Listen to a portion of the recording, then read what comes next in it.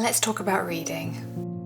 Reading is something that so many people want to do more of, but just don't find the time.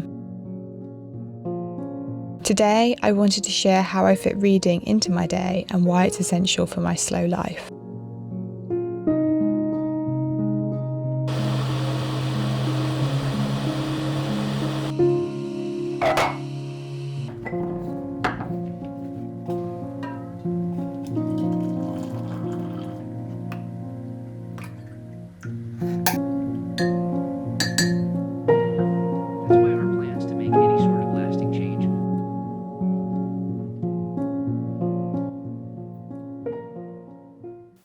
Good morning, lovelies. Welcome back to my channel. This week I wanted to chat a little bit more about reading, and I specifically wanted to show you how I fit reading into my life because, as you know, I've chatted a lot about reading books on this channel. It's something that I love to do, and it's a really important part of my slow life, as it's one of the things that really does help me stop and slow down and just do a little bit of self-care, and I get so much enjoyment out of it. But I think that reading is something a lot of people want to do more of, but they struggle to fit it into their day-to-day life. You know, we all live busy lives, and I completely understand that sometimes it feels impossible to keep up with our reading habits. So I thought I would just take you through a typical day. I'm probably going to be reading a little bit more than I do normally because I'm thinking about it a bit more, but it's a relatively typical day in the life, and I can show you how I fit reading in. I'm not someone that feels like I need to read one book at once. I actually read a variety of books because it means that I've always got something to go to, whatever mood I'm in, and it varies through the day what I like to read. I predominantly like to read non-fiction in the morning, and recently that has been books on Blinkist, who are the sponsor of this week's video. If you've not heard of it before, Blinkist is essentially an app that helps you understand all the most important information from over 5,000 non-fiction books and podcasts. It condenses all this information into just 15 minutes, which means you can get all this learning in even if you have a busier lifestyle. You can choose to either read this information or listen to it, and I like to do a mix of both, but I have to say I've been really enjoying the audio as it's really well narrated and very entertaining. I've recently finished reading The Power of Less, which is all about limiting your time to what is really essential. Being intentional with my time and figuring out what's important and essential to me is something I've always been interested in, and it's even more so now that I'm moving into being self-employed, as it means I can be more balance with my work. There's some fantastic lessons in this book, and it has really good actionable steps, and it walks you through things like how to identify and manage your priorities and things like how to manage your email so it's less overwhelming. I love that you've got the option of highlighting information in Blinkist because that means it's even more easily accessible, and I like to keep it in a separate section on my Blinkist and move it over to my Notion so that I can go back to it whenever I need to. The new feature Blinkist Spaces means you can set up a space to share and recommend titles with your friends and family. This is a really cool idea, and these spaces can be accessed by anyone, even people that don't have a Blinkist premium subscription. If you'd like to have a go at Blinkist, then you can use the link in my description below to get a 7-day free trial and 25% off a premium subscription. Thank you to Blinkist for sponsoring this week's video and giving me the opportunity to try this really cool app. And now the sun is shining, so I think it's time to take Skye on her walk. We're going to take a book and chat about reading there.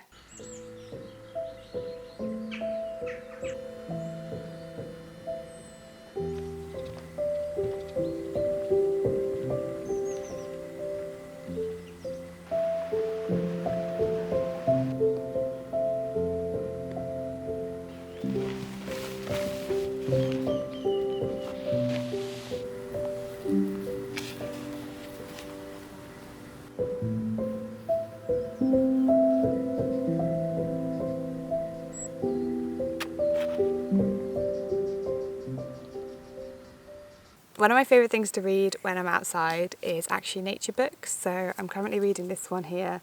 It is The Nature of Summer by Jim Crumley. I've read his Nature of Autumn and his Nature of Winter, and I've really enjoyed both, and I'm really enjoying this as well. There's lots of seabird stuff in this one because, you know, there's a lot of seabirds in the summer, which I'm enjoying, and a bit of forest stuff like I've got here today. And it's really nice and escapism. I don't always read when I come outside, but if I do read, I do like to read nature books because I feel as it grounds me a bit more. And I've got one more of his to read. I've got The Nature of Spring, so I think I'll get that from the library hopefully next year to enjoy that. But yeah, it's so peaceful. I always come out in the early morning so that I get places like this to myself, which I feel very privileged about. And yeah, and Sky's having a little nap over there now, so I think I'm going to read a few more pages on this and then carry on with my walk.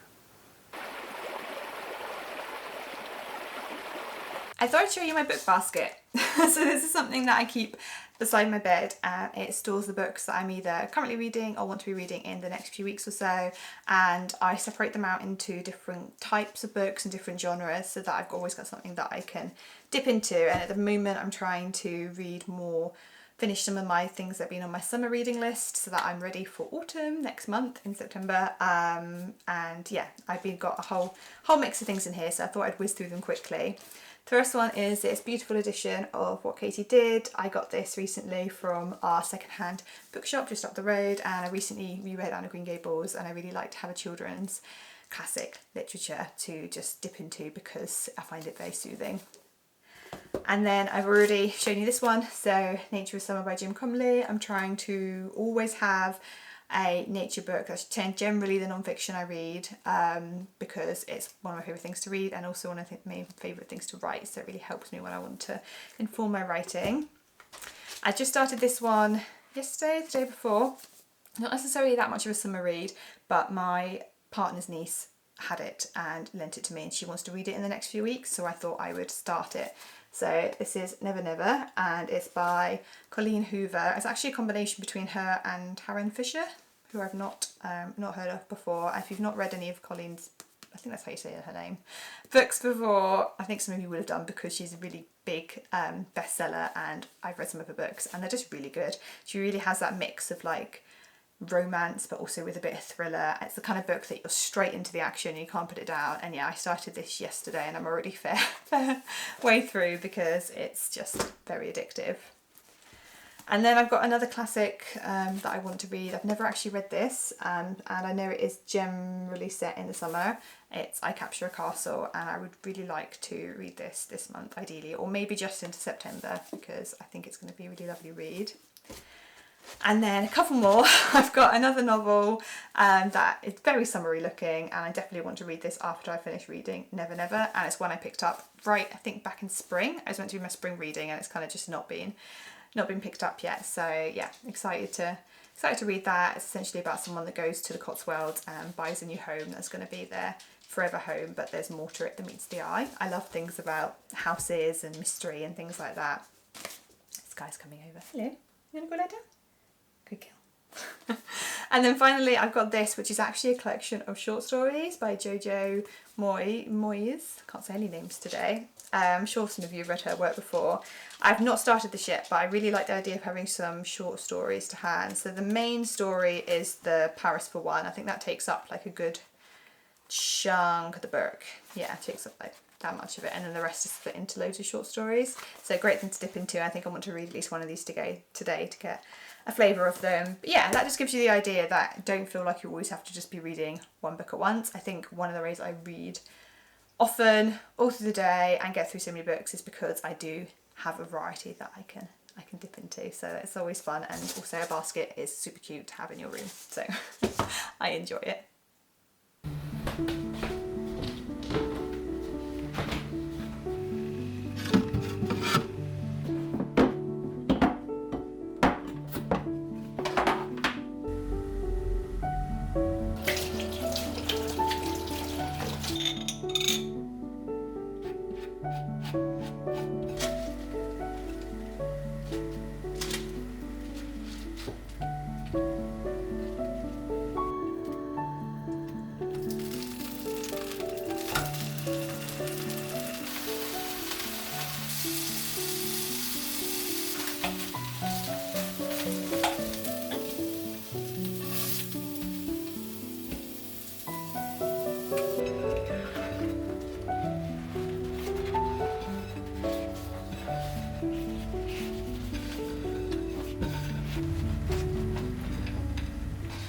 I'm a big fan of like pocket reading, which is what I call finding pockets in your day in which to read that would usually be spent maybe doing nothing, which is totally fine, or maybe doing something a bit less mindful, like scrolling on our phones. So whenever I'm cooking, whenever I'm anywhere, I basically try and have a book close to hand, and I think these are going to be a great option, these short stories, because it means that I can probably get a whole one done if I have a bit of a wait. So like particularly if I go to like the hairdressers or something like that, I always have a book with me, and it's a great tip, and you'll be surprised how many pockets in your day you'll be able to read and how quickly you'll get through books because of it.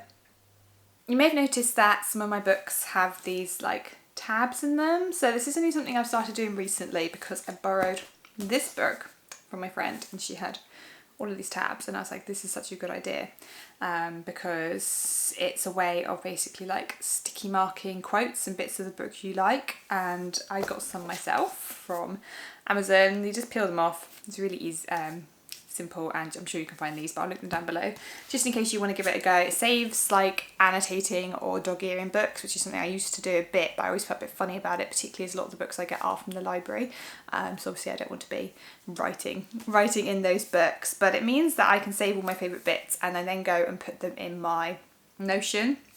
So I have a planner on Notion and actually sell the template on my Etsy store. I know quite a few who have actually purchased it and have enjoyed it, which is really nice. But basically it's somewhere where I can plan all my reading.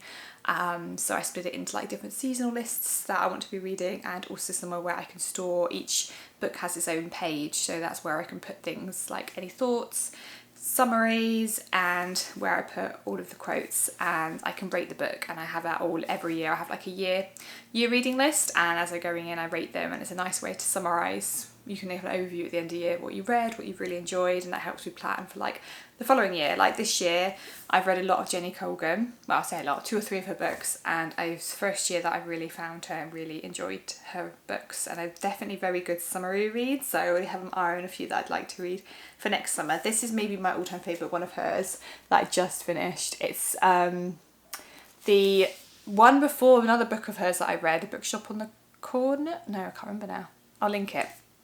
But it's basically about this woman that leaves Birmingham and is a librarian, but the library shuts down and she has to figure out what she's doing. So she ends up, as you do, going to the Highlands, buying a van and making that a little like book bus, book van situation. And it's just amazing. The main character, Nina, is just so much fun because she's so into books and I can really relate, and I think you 3 of you will as well. So I'll link this down below in case you want to get this book. But yeah, I think now I'm going to go through some of these books and add some quotes into my planner.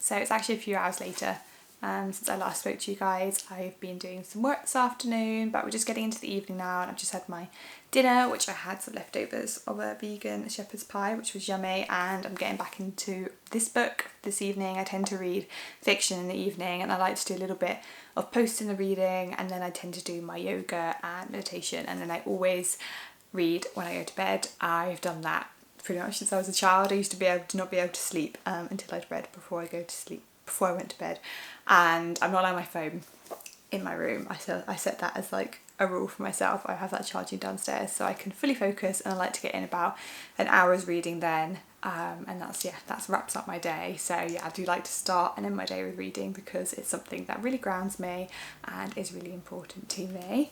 But I hope you enjoyed this vlog and it gave you a bit of an idea of little bits in your day that you might want to read a bit more. If you have any tips and advice of your own, or of course any just general book recommendations, anything you're reading at the moment, please do drop in the comment. I'd like to see them. And remember, if you want to get that free trial and that discount code to try Blinkist yourself, then you can use the link in my description, and if you try anything on there, again, let me know because I'd love some of your recommendations. But apart from that, thank you very much guys for watching as always, and I will see you next time.